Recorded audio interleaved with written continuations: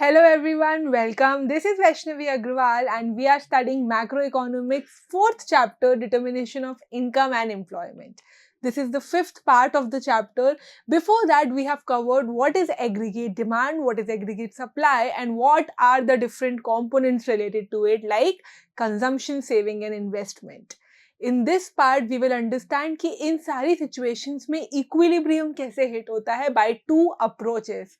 So let's start. Okay equilibrium जब हम लोग निकालते हैं इक्विलिब्रियम दो अप्रोचेस से अटेन करते हैं. First is your aggregate demand and aggregate supply approach जिसको हम एडीएएस अप्रोच भी बोलते हैं and another one is your saving and investment approach जिसको हम एसआई अप्रोच के नेम से डिनोट करते हैं.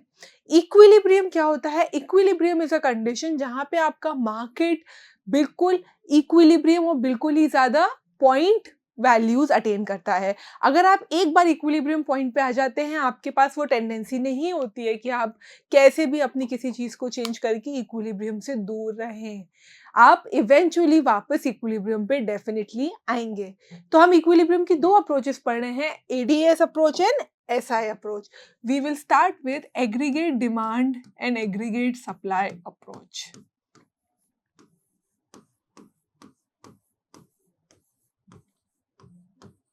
Aggregate demand and aggregate supply approach. यहाँ पे हम इक्विलिब्रियम उस पॉइंट को कंसिडर करते हैं जहाँ पे हमारा एग्रीगेट डिमांड और एग्रीगेट सप्लाई इक्वल होता है. जितना मार्केट में प्रोडक्शन हो रहा है उतनी ही मार्केट में डिमांड है. इस सिचुएशन को हम इक्विलिब्रियम सिचुएशन कहते हैं. कौन सा सिचुएशन कहते हैं? Equilibrium situation. So the point where aggregate demand is equals to aggregate supply is our equilibrium situation of AD and AS demand. अब हम इसको attain कैसे करेंगे?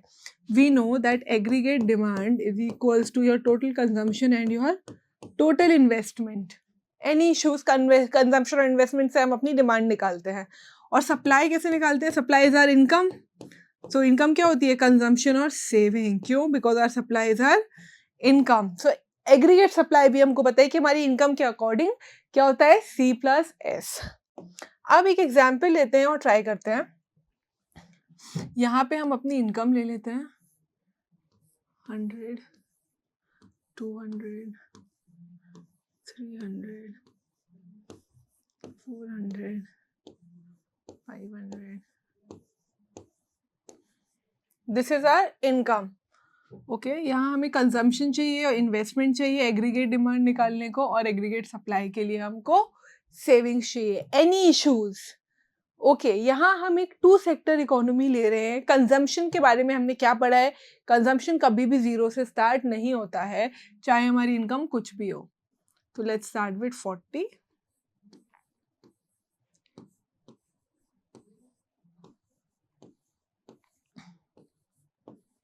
ये हो गया मेरा consumption. Now tell me investment क्या होगा? In such situations aggregate demand और एग्रीगेट सप्लाई के सिचुएशन में हम ऑटोनॉमस इन्वेस्टमेंट लेंगे ना कि इंड्यूस्ड इन्वेस्टमेंट. व्हाई?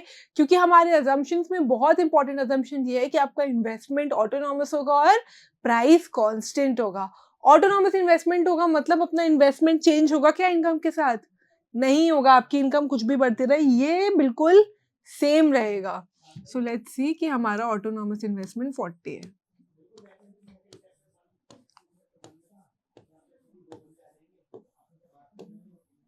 अब हमारे पास सी और आई दोनों है. इससे हम क्या निकाल सकते हैं? एग्रीगेट डिमांड निकाल सकते हैं. एग्रीगेट डिमांड क्या होता है? Consumption plus investment. तो यहाँ से हमने एग्रीगेट डिमांड निकाल लिया.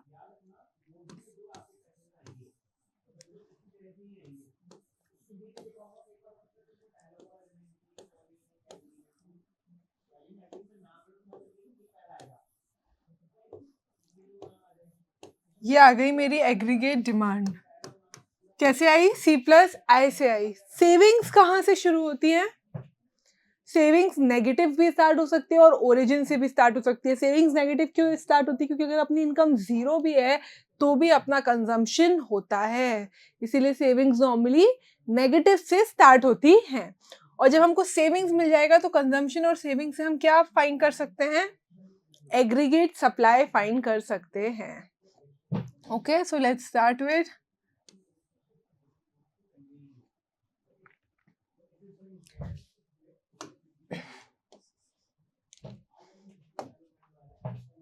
ओके तो अपन नेगेटिव से स्टार्ट करते हैं क्योंकि क्लियर कॉन्सेप्ट हमको समझ आए.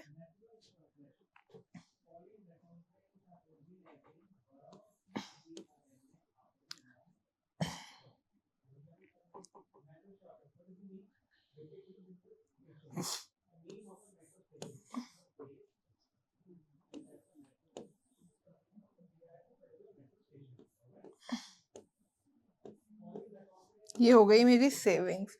अब हम कंजम्पशन और सेविंग्स से क्या डिराइव करेंगे? एएस. जल्दी से एएस बताओ. यहाँ हो जाएगा 20, सी प्लस एस यहाँ क्या हो जाएगा 120, 150 प्लस 40 190, 260, it will be 250 और 100 350 and last 350 450. अब हमारे पास एग्रीगेट डिमांड एग्रीगेट सप्लाई हो गया. इस पॉइंट पे आपको सिर्फ एग्रीगेट डिमांड और एग्रीगेट सप्लाई नोटिस करना है. यहाँ पे aggregate demand is greater than aggregate supply. ठीक है, यहाँ पे भी aggregate demand is greater than aggregate supply. 190 इस पॉइंट पे एग्रीगेट डिमांड और एग्रीगेट सप्लाई आपका क्या है? इक्वल है. और after this your aggregate supply is greater then your aggregate demand. Is it very clear? यहाँ पे जिस सिचुएशन पे मतलब 300 इनकम पे जब अपना दोनों एग्रीगेट डिमांड और एग्रीगेट सप्लाई क्या है 190 है, that is our equilibrium point. क्या तीन सिचुएशन देखी हमने देखी first situation aggregate demand is equals to aggregate supply. ये कब हुआ है? जब इनकम हमें कितनी दी हुई है 300 और एग्रीगेट डिमांड और एग्रीगेट सप्लाई दोनों जो इक्वल है वो कितना है 190. ये है अपनी इक्विलिब्रियम सिचुएशन. कौन सी सिचुएशन? Equilibrium situation. इस सिचुएशन में हम इस सिचुएशन को क्या बोलते हैं? इस सिचुएशन को जब हम डिमांड के टर्म्स पे देखते हैं इस सिचुएशन को हम बोलते हैं सिचुएशन ऑफ इफेक्टिव डिमांड. जितनी डिमांड है आपको उतना ही सप्लाई मिल रहा है. Any doubts? ये थी मेरी first situation equilibrium situation of ADN as approach. Second point पे मैंने यहाँ पे क्या देखा कि यहाँ पे एग्रीगेट डिमांड ज्यादा भी है एग्रीगेट सप्लाई से और एग्रीगेट डिमांड कम भी है एग्रीगेट सप्लाई से. तो मैंने दो और सिचुएशंस क्या देख ली. First is our aggregate demand is greater than aggregate supply. अब मुझे बताओ यहाँ पे आपकी जो डिमांड है वो सप्लाई से ज्यादा है, मतलब आपके मार्केट में वो चीज़ें 500 चाहिए बट आप सप्लाई से वो 100 ही कर रहे हो. इस सिचुएशन में क्या होगा? आपकी डिमांड बढ़ जाएगी, आपका क्या हो जाएगा? जो आपका सप्लाई है वो कम हो जाएगा जिसके वजह से आपका प्राइस बढ़ जाएगा. अब आप मुझे बताओ अगर 500 की डिमांड है, अगर आप प्राइस बढ़ा दोगे तो वो 500 की डिमांड थोड़ी कम हो जाएगी और सप्लाई से मिल जाएगी, राइट? तो क्या हुआ इस सिचुएशन में कि एग्रीगेट डिमांड अगर ज्यादा होगा तो आपकी प्राइस इंक्रीज हो जाएगी. ऑपोजिट टू दैट अगर सिचुएशन ये हुई कि हमारा एग्रीगेट डिमांड कम है और सप्लाई ज्यादा है, दैट मीन्स हम डिमांड सिर्फ 100 कर रहे हैं ऑल्दो हमारे पास सप्लाई क्या है 500. इस सिचुएशन में क्या हुआ? इस सिचुएशन में जो अपनी इन्वेंट्री है वो क्या हो जाएगी? राइज हो जाएगी, बढ़ जाएगी. क्यों? क्योंकि हमारे पास स्टॉक बनने लगेगा. इस सिचुएशन में हमें अपना प्राइस क्या करना पड़ेगा? कम, कि ये सप्लाई को मैं क्लियर करूं. समझ आया? Aggregate demand aggregate supply ADS approach वो अप्रोच होती है जहां पे जब एग्रीगेट डिमांड और एग्रीगेट सप्लाई इक्वल हो जाता है वो अपना पॉइंट ऑफ इक्विलिब्रियम होता है. उस पॉइंट के अलावा अगर एग्रीगेट डिमांड ज्यादा होती है सप्लाई से तो हमारा प्राइस इंक्रीज हो जाता है. क्यों? क्योंकि हमें वो डिमांड को कंपनसेट करना है. और ऑन दी अदर हैंड अगर हमारी एग्रीगेट सप्लाई ज्यादा होती है डिमांड से, दैट मीन्स हमारे पास ओवर प्रोडक्शन हो गया है. अगर हम इसी चीज को एक ग्राफ में देखेंगे तो क्या होगा? Okay, let's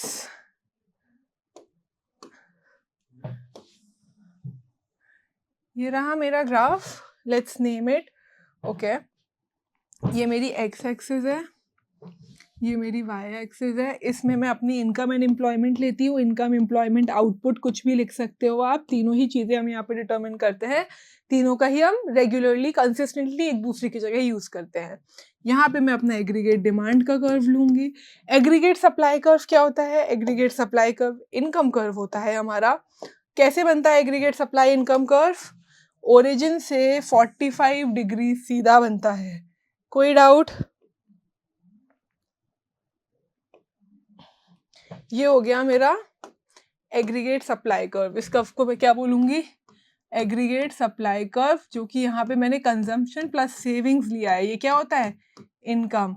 ये बताओ ये कौन सा एंगल हो गया? 45 डिग्री का एंगल हो गया, राइट? ये बना मेरा AS curve. Aggregate demand curve क्या होता है? Aggregate demand curve C plus आई।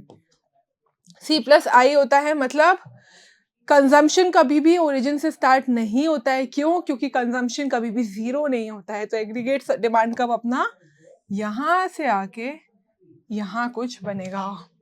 ये हो गया मेरा एग्रीगेट डिमांड कर्व, जिसको अपन ने किससे लिया है? यहाँ कंजम्पशन प्लस आर इन्वेस्टमेंट। ये हो गया मेरा एग्रीगेट डिमांड कर्व। अब मेरे को एक चीज बताओ, ये जो पॉइंट है जहाँ एग्रीगेट डिमांड कर्व और एग्रीगेट सप्लाई कर्व मिल रहे हैं, ये क्या पॉइंट हुआ?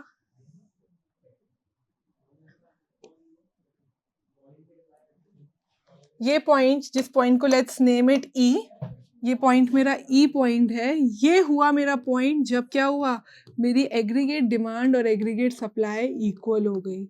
इस पॉइंट को मैं क्या बोलती हूँ? Point of equilibrium. और क्या बोलती हूँ पॉइंट ऑफ इक्विलिब्रियम के अलावा? Effective demand. Any confusion? ये क्लियर हो गया? ये आ गया मेरा पॉइंट। अब इसके बाद मैंने दो सिचुएशंस कौन सी पढ़ी हैं? क्या और दो सिचुएशंस पढ़ी है मैंने ई सिचुएशन के अलावा? या तो एग्रीगेट डिमांड ज्यादा है या कम है। जो ये एरिया है, इस पूरे एरिया में हमको क्या दिख रहा है? That aggregate demand is more than our aggregate supply. ये सिचुएशन कौन सी हो गई? एग्रीगेट डिमांड ज्यादा हो गई एग्रीगेट सप्लाई से। और इस पॉइंट पे क्या हुआ? ये जो एरिया है इस पे मैंने क्या देखा? ये रही एग्रीगेट सप्लाई, ये रही aggregate demand. So this is the area when your aggregate demand is less then your aggregate supply. इस सिचुएशन में डिमांड ज्यादा है, सप्लाई हम कम कर पा रहे हैं, तो हमें अपना प्राइस क्या करना पड़ेगा? बढ़ाना पड़ेगा, क्योंकि डिमांड क्या हो जाए? कट ऑफ हो जाए। प्राइस बढ़ेगा तो डिमांड क्या हो जाएगी? कम हो जाएगी। सिमिलरली इस सिचुएशन में हमको प्राइस को क्या करना पड़ेगा? कम। क्यों? क्योंकि अगर प्राइस कम होगा तो उसकी डिमांड बढ़ जाएगी और ये जो ओवर प्रोडक्शन है वो कम हो जाएगा। This is our AD&AS approach. इसमें हमने कौन कौन से अजम्पशंस पढ़े कि ये पूरा जो हम देखते हैं ये 2 सेक्टर इकोनॉमी में देखते हैं। मतलब हम ये पूरी चीज किसके लिए देख रहे हैं? फर्म्स के लिए देख रहे हैं और इंडिविजुअल्स के लिए देख रहे हैं, किसी भी और के लिए नहीं देख रहे हैं। Any doubts? यहाँ पे हमने प्राइस कांस्टेंट लिए हुए हैं। इन्वेस्टमेंट हम हमेशा कौन सी इन्वेस्टमेंट लेते हैं? ऑटोनॉमस इन्वेस्टमेंट लेते हैं। This is your AD&AS approach. Let's move to the slides and understand it better. Okay, assumption सबसे पहले क्या है? It is a 2 sector economy. Business firms की बात कर रहे हैं हम और हाउस होल्ड्स की बात कर रहे हैं। किसी भी और सेक्टर को, गवर्नमेंट सेक्टर, फॉरेन मार्केट्स को हम नहीं कंसीडर कर रहे हैं। Autonomous investment is considered. Autonomous investment का मतलब क्या होता है? वो इन्वेस्टमेंट जो नेशनल इनकम के साथ चेंज नहीं होता है। प्राइस हमारा कांस्टेंट है। प्राइस जो हम ले रहे हैं वो क्या है? कांस्टेंट है। शॉर्ट रन इक्विलिब्रियम आउटपुट है। ये पूरा एनालिसिस लॉन्ग रन एनालिसिस नहीं है। ओके, फिर हमने क्या देखा? ADS अप्रोच क्या होती है? ये अप्रोच कीन्शियन अप्रोच है। कीन्शियन अप्रोच है का मतलब किसने दी है? JM कीन्स ने दी है। पूरे मैक्रो इकोनॉमिक्स के बहुत मेजर इकोनॉमिस्ट हैं। The equilibrium level of income in an economy is determined when aggregate demand is equals to aggregate supply. हमारी इक्विलिब्रियम इनकम कौन सी होगी? जब AD और AS इक्वल होंगे। कौन सी होगी? जब AD और AS इक्वल होंगे। जैसे कि जो अपन की ये सिचुएशन थी, यहाँ पे जो ये Y आई है, ये मेरी इक्विलिब्रियम इनकम है with this. Any doubts? Okay, यहाँ पे हमारी ये रही टेबल। प्लीज इसको ध्यान से देखो। ये मेरा इनकम है Y, that is C, savings and investment. Aggregate demand हम किससे निकाल रहे हैं? कंजम्पशन प्लस इन्वेस्टमेंट से और सेविंग्स किससे निकाल रहे हैं? कंजम्पशन प्लस सेविंग से हम एएस निकाल रहे हैं।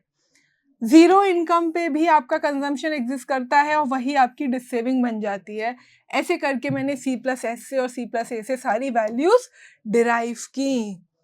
यहाँ पे देखो, जब अपना इनकम कितना दिया हुआ है, 400 इनकम है, जब मेरा एग्रीगेट डिमांड भी 400 है, एग्रीगेट सप्लाई भी 400 है, इस सिचुएशन को हम क्या बोलते हैं? Equilibrium situation, where your AD is equals to AS. अब इसके अलावा आपको दो सिचुएशंस और देख रही हैं, जब एडी बड़ा है एएस से और एडी छोटा है एएस से। जब हम इसको ग्राफिकली रिप्रेजेंट करते हैं तो ये जो y आई है ये है मेरी इक्विलिब्रियम इनकम। क्यों? क्योंकि इस ई पॉइंट पे क्या हो रहा है? एग्रीगेट डिमांड और एग्रीगेट सप्लाई इक्वल हो रहे हैं। ये मेरा एग्रीगेट सप्लाई कर्व है, ये मेरा एग्रीगेट डिमांड कर्व है। इस पूरे एरिया में मेरी एग्रीगेट डिमांड ज़्यादा है एग्रीगेट सप्लाई से, और इस पूरे एरिया में मेरी एग्रीगेट सप्लाई ज़्यादा है एग्रीगेट डिमांड से। ये हो गई मेरी इनकम डिटर्मिनेशन किससे? ADNAS अप्रोच से। कोई डाउट कि ये कैसे आया? श्योर? ओके, अब हमने क्या क्या देखा? AD इक्वल्स टू एस को हम क्या बोलते हैं? इफेक्टिव डिमांड या पॉइंट ऑफ इक्विलिब्रियम। जब AD बड़ा होता है एस से तो क्या होगा? It would lie above 45 degrees. 45 degrees की ऊपर है, देखो ये पूरा एरिया 45 डिग्रीज के ऊपर है। Demand is more than our production, हम जितना सप्लाई कर रहे हैं उससे ज़्यादा हमारी डिमांड है। AD अगर कम है एस से तो क्या होगा? बिलो 45 डिग्री, 45 डिग्री से कम में जाएगा। जैसे कि ये रहा मेरा 45 डिग्री और ये रही मेरी डिमांड कर्व, वो पूरा एरिया क्या हो गया? कम में जा रहा है। इसका क्या मतलब हुआ? दैट डिमांड जो है वो कम है जो हमारा टोटल प्रोडक्शन है उससे। ये थी हमारी ADAS अप्रोच या फिर aggregate demand and aggregate saving approach, aggregate supply approach, sorry. Next is our saving and investment approach, जिसको हम SI अप्रोच बोलते हैं। SNI approach, saving and investment approach. इसका भी इक्विलिब्रियम क्या? ये इनकम निकालता है। इक्विलिब्रियम इनकम क्या होगी? नेशनल इनकम आपकी ऑन द बेसिस ऑफ कि आपका जो सेविंग्स है that is equals to your investment. आपकी जो भी प्लान्ड सेविंग्स है, मतलब आप जो प्लान कर रहे हो, एक्चुअल नहीं, जो प्लान्ड सेविंग है वो आपकी प्लान्ड इन्वेस्टमेंट की इक्वल होगी। कल हम लोगों ने लास्ट पार्ट में ये चीज़ पढ़ी थी कि प्लान्ड सेविंग को हम क्या बोलते हैं? X एंटे saving and x एंटे investment. तो यहाँ पे जब वो प्लान्ड सेविंग और प्लान्ड इन्वेस्टमेंट इक्वल होता है उसको हम बोलते हैं SNI अप्रोच। अब ये चीज़ कैसे होती है? ये भी हम दो फॉर्म्स के लिए पढ़ते हैं। दो फॉर्म से हमारा क्या मतलब है? दो सेक्टर्स से, एक हाउस होल्ड सेक्टर और एक बिजनेस सेक्टर, और किसी सेक्टर के लिए नहीं पढ़ते हैं। यहाँ पे भी हम ऑटोनॉमस इन्वेस्टमेंट की ही बात कर रहे हैं। हम अपनी इनकम के साथ चेंज होने वाले इन्वेस्टमेंट की बात नहीं कर रहे हैं। हमें यहाँ पे एक इक्विलिब्रियम इनकम किससे निकालनी है? ऑटोनॉमस इन्वेस्टमेंट से। यहाँ पे भी जो हम प्राइस लेते हैं वो क्या लेते हैं? कांस्टेंट लेते हैं। और ये भी जो हम बात करते हैं किसकी करते हैं? शॉर्ट रन इक्विलिब्रियम की बात करते हैं। किसकी करते हैं? शॉर्ट रन इक्विलिब्रियम की बात करते हैं। इसको अगर हम एक एग्जाम्पल से समझेंगे तो कैसे समझेंगे? सबसे पहले हम यहाँ अपनी इनकम लेते हैं 100,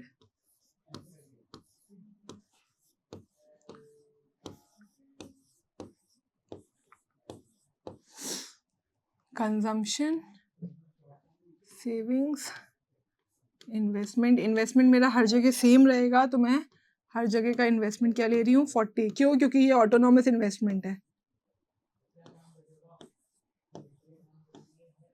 ये क्या हो गया? अपना इन्वेस्टमेंट। अब हम लेंगे सेविंग्स। यहाँ पे मैंने जीरो इनकम नहीं लिया है तो अपन नेगेटिव सेविंग्स ना लेके पॉजिटिव सेविंग्स लेते हैं। 20 से सपोज ये स्टार्ट हुई है,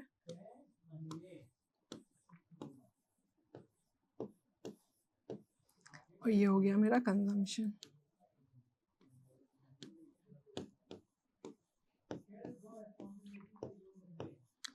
अब यहाँ पे भी सिचुएशंस देखो। इस सिचुएशन में savings is smaller than our investment. क्या हो गया? सेविंग्स कम है, इन्वेस्टमेंट मेरी ज्यादा है। इस सिचुएशन में savings and investments are equal.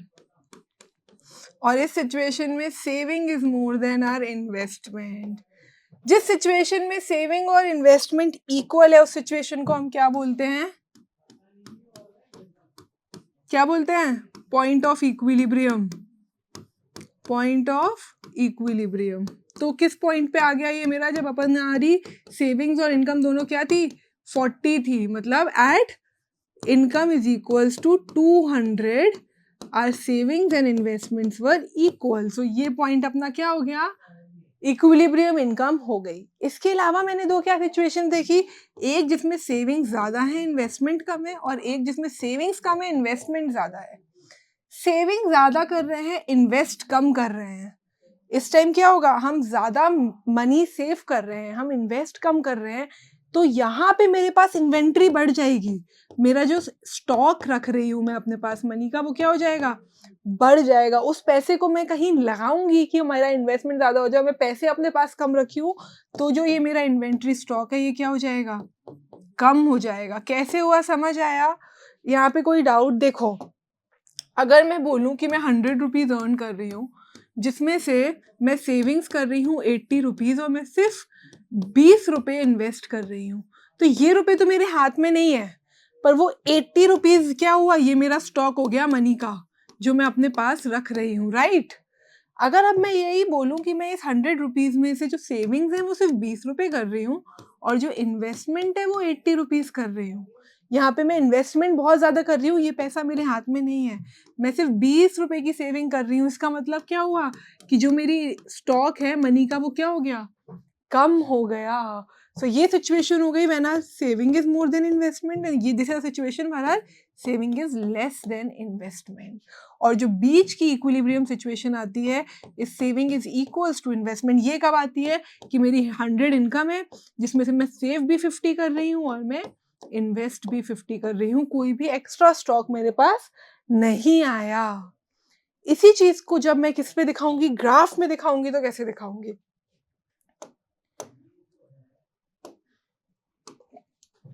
ये रहा मेरा ग्राफ, ओके। यहाँ पे रहेगा मेरा saving and investment, Y axis पे ये रहेगा मेरा ओरिजिन, ये रहेगा मेरा एक्स एक्सिस। एक्स एक्सिस पे हम क्या लेते हैं? हमें क्या निकालनी है? इक्विलिब्रियम इनकम निकालनी है। अब मेरे को एक चीज बताओ, जब हम ऑटोनॉमस की बात कर रहे हैं, ऑटोनॉमस इन्वेस्टमेंट का कर्व कैसा बनेगा? मेरी इनकम में कुछ भी चेंज आता रहे, इन्वेस्टमेंट में चेंज नहीं आएगा, तो मेरा ऑटोनॉमस कर्व कैसा बनेगा? Parallel to X axis. कि आप कुछ भी करते रहो, मेरी इन्वेस्टमेंट नहीं चेंज हो रही है, ये होगी मेरी इन्वेस्टमेंट, जो कि पैरेलल टू एक्स एक्सिस होगी। कि आपका कुछ भी इनकम, चाहे अपनी इनकम y1 हो, चाहे y2 हो, चाहे y3 हो, मेरी इन्वेस्टमेंट चेंज नहीं हो रही है। सेविंग्स मैंने यहाँ पे नेगेटिव नहीं लिए हैं, वरना इसके नीचे से हम सेविंग्स का कर्व ड्रॉ करते हैं। यहाँ पे हम अपना सेविंग ओरिजिन से ही स्टार्ट करेंगे।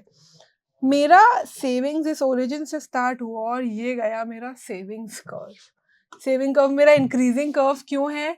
क्योंकि जैसे जैसे मेरी इनकम इंक्रीज होगी, मेरी सेविंग्स भी इंक्रीज होंगी। व्हाई?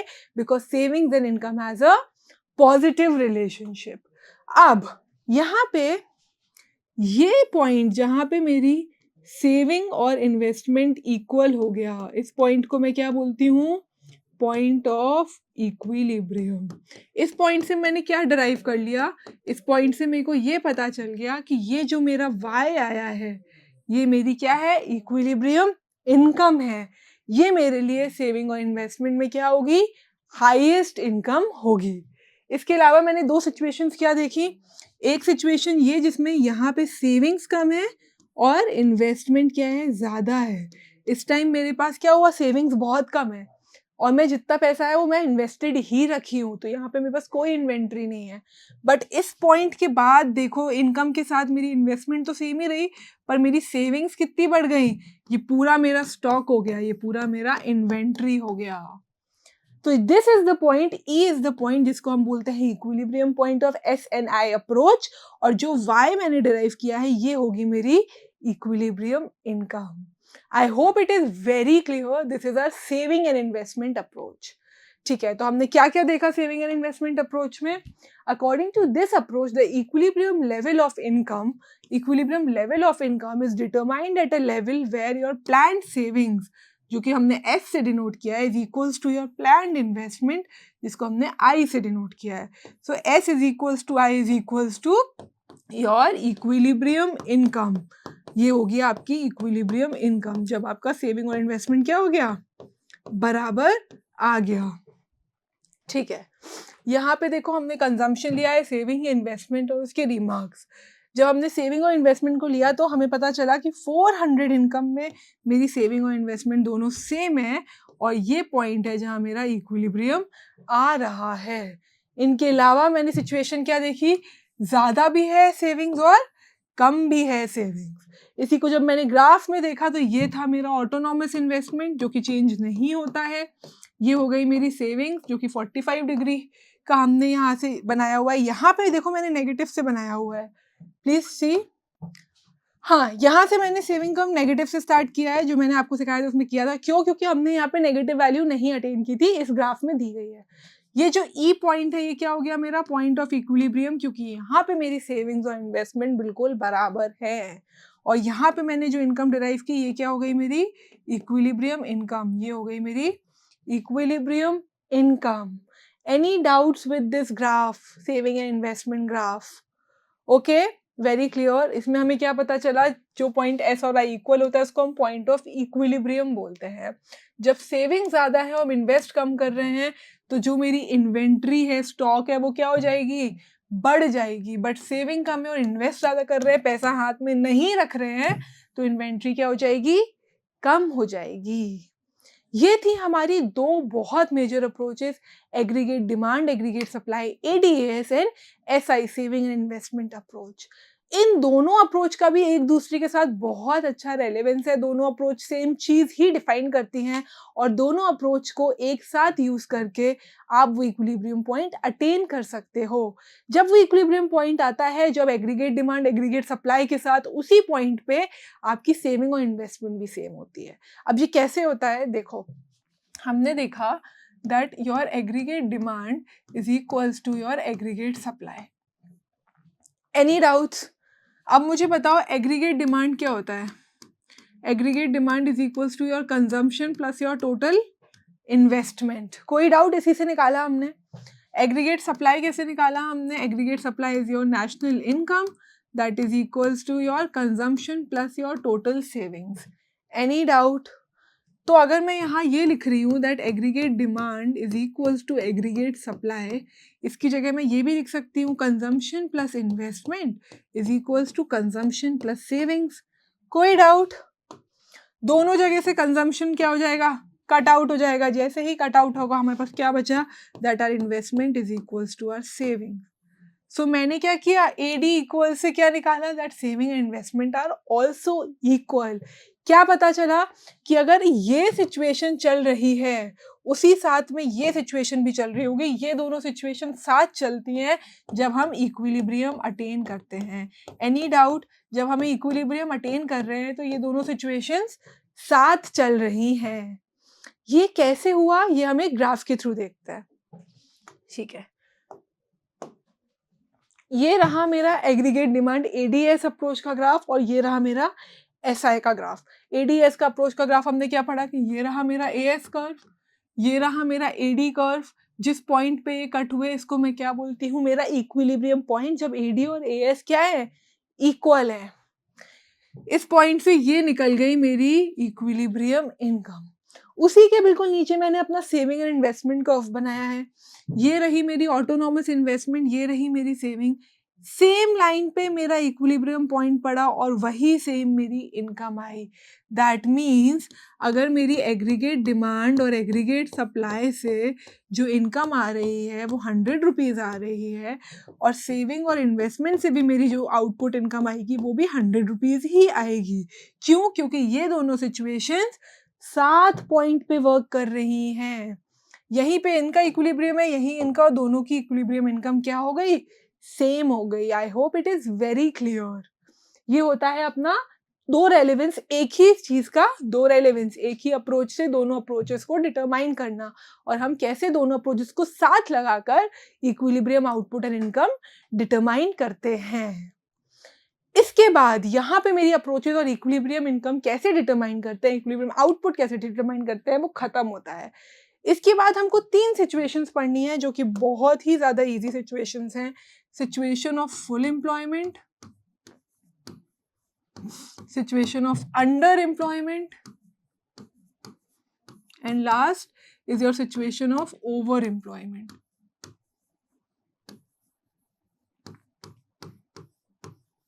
ओवर एम्प्लॉयमेंट, तीनों सिचुएशंस में आपका इक्विलिब्रियम आता है। तीनों सिचुएशन में एक चीज क्लियर है, aggregate demand is equals to aggregate supply. यहाँ पे भी हम इक्विलिब्रियम अटेन कर सकते हैं और यहाँ पे भी हम इक्विलिब्रियम अटेन कर सकते हैं। फिर तीनों में डिफरेंस क्या हुआ? अगर हमें तीनों में इक्विलिब्रियम मिल रहा है तो डिफरेंस क्या हुआ? जब फुल एम्प्लॉयमेंट की बात करते हैं, यहाँ पे मतलब है कि जो आपकी रिसोर्सेज हैं वो फुल्ली यूज्ड है। रिसोर्सेज जो हैं आपकी वो क्या है? फुल्ली यूज्ड है, फुल्ली यूटिलाइज्ड है। ये चीज पूरी यूज हो रही है, इसके बाद कुछ भी बच नहीं रहा है कि इस पॉइंट पे इक्विलिब्रियम आना चाहिए था या इस पॉइंट पे नहीं आना चाहिए था। अंडर एम्प्लॉयमेंट का मतलब है कि जो आपके रिसोर्सेज हैं वो क्या है? फुल्ली यूज नहीं हो रहे हैं, वो क्या है? अंडर एम्प्लॉयड हैं, वो लोग पूरे यूज नहीं हो पा रहे हैं, मतलब उसमें और ज्यादा अटेन करने की पोटेंशियल है पर वो हो नहीं पा रही है। और ओवर एम्प्लॉयमेंट में क्या होता है कि रिसोर्सेज क्या हो रहे हैं? एक्सप्लॉयट हो रहे हैं, इतने ज्यादा उनमें पोटेंशियल नहीं है जितना हम उसको यूज कर रहे हैं और रिसोर्सेज हमारे एक्सप्लॉयट हो रहे हैं। ये होती है situations of under employment, full employment and over employment. इसी को जब हम एक ग्राफ पे देखेंगे तो कैसे देखेंगे? ये हुआ मेरा कर्व, ये हो गई मेरी एग्रीगेट सप्लाई, ये हो गई मेरी एग्रीगेट डिमांड, इसको हम नाम दे देते हैं, ये मेरा एग्रीगेट डिमांड कर्व है, ये मेरा एग्रीगेट सप्लाई कर्व है। This is my ex axis जहाँ पे हम equilibrium income and output determine करते हैं। ये मेरा वाई एक्सिस है जहाँ पे हम क्या लेंगे? एग्रीगेट डिमांड और एग्रीगेट सप्लाई लेंगे। ये हो गया मेरा डिमांड कर्व, ये हो गया मेरा ओरिजिन एंड सप्लाई कर्व की स्टार्टिंग। कोई डाउट? अब इसके अकॉर्डिंग बताओ। ये आ गई मेरी इक्विलिब्रियम इनकम, कोई डाउट? ये आया मेरा इक्विलिब्रियम पॉइंट और ये आ गई मेरी इक्विलिब्रियम इनकम y0। ये जो सिचुएशन है ये मेरी फुल एम्प्लॉयमेंट की सिचुएशन है, जितने मेरे पास रिसोर्सेज हैं वो पूरे यूज हो रहे हैं और जो मेरी इनकम आ रही है वो भी फुल यूटिलाइजेशन ऑफ रिसोर्सेज पे आ रही है। अब जस्ट इमेजिन कि मेरी जो एग्रीगेट डिमांड की कर्व है वो यहां से आई, ये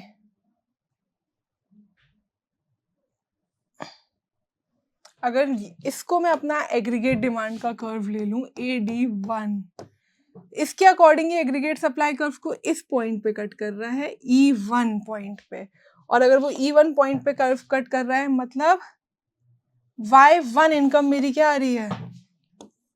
Y1 इनकम मेरी इक्विलिब्रियम इनकम आ रही है। क्यों? क्योंकि ये E1 जो पॉइंट है इस पॉइंट पे मेरी डिमांड और सप्लाई कम हो गई।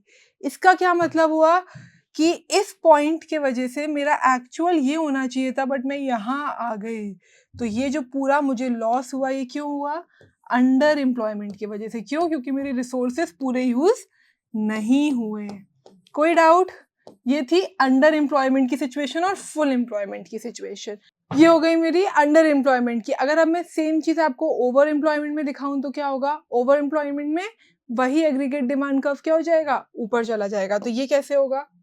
ये रहा मेरा कर्व, ये मैंने ड्रॉ कर लिया अपनी एग्रीगेट सप्लाई कर्व,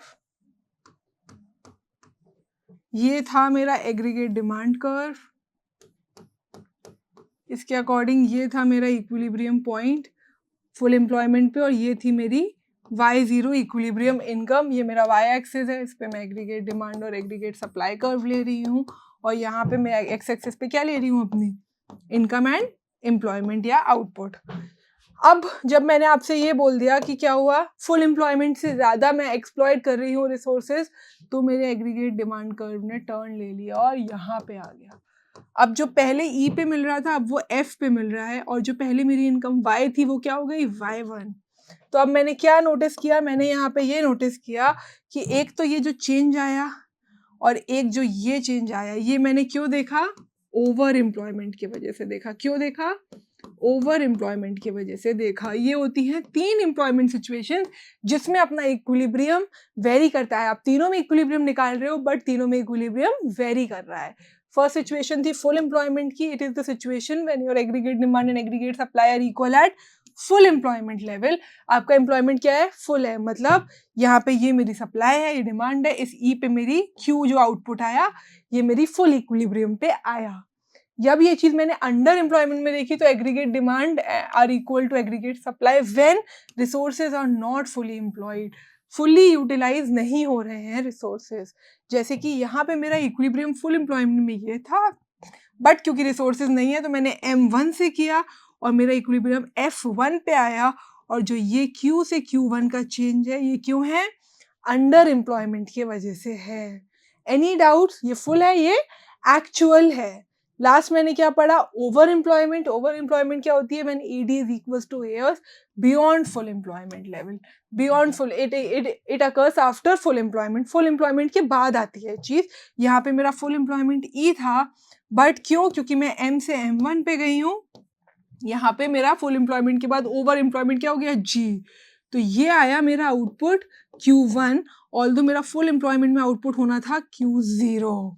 सो जो मैंने ये वाला चेंज देखा, ये वाला चेंज और ये वाला चेंज, इसको मैं क्या बोलती हूँ, change due to over employment of resources. Resources ज़्यादा एम्प्लॉय हो गए। ये होते हैं हमारे 3 सिचुएशंस।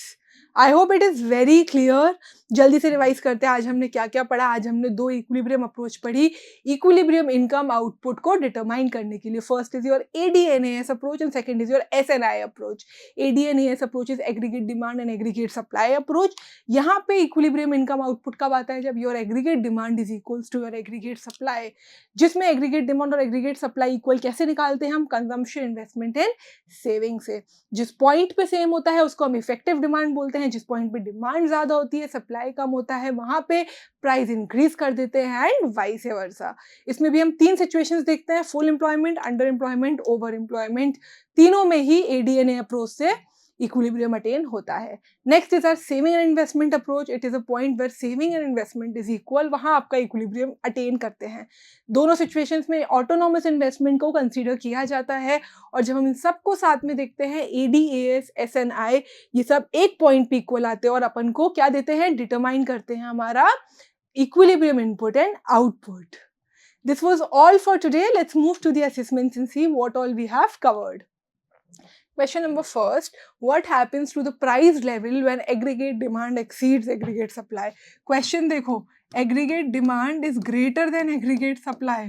अब यहाँ पे मुझे बताओ, अगर आपकी डिमांड ज़्यादा है सप्लाई से, मतलब आपको चाहिए 100 पीस है, मिल 50 रहे, तो आप क्या करोगे इस डिमांड को कम करने को, प्राइस को क्या कर दोगे, बढ़ा दोगे। प्राइस आप जैसे ही बढ़ाओगे लोगों की डिमांड उस चीज़ की क्या हो जाएगी, कम हो जाएगी और ये चीज़ बराबर आ जाएगी। तो price level decreases, false, price level increases, yes, B would be the answer. Remains constant, false. Become 0, false. Your answer would be price level increases, option number B. Question number second, when savings is equals to investment, S is equals to I, situation को क्या बोलते हैं, equilibrium situation. Deficient demand, wrong. Effective demand, excess demand, wrong. Equilibrium, yes. Recession, wrong. Your answer would be C, equilibrium. Question number third, if aggregate demand curve intersects aggregate supply curve at a point below full employment, above full employment क्या होती है, over employment, below full employment क्या होती है, under employment. Of the output the economy is experiencing over employment, false. क्या हो जाता है, above हो जाती है, above the full employment level. तो ये गलत हो गया, under employment yes, full employment no. Full employment तो इक्विलिब्रियम पॉइंट ही होता है, deflation no, so your answer would be B, under employment. Okay, this was all for today. I hope you understood it. Thank you very much.